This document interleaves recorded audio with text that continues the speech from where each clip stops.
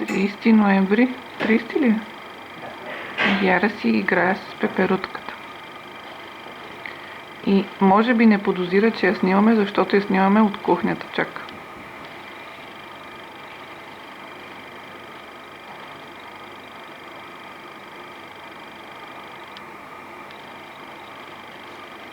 Плези се на пеперутката.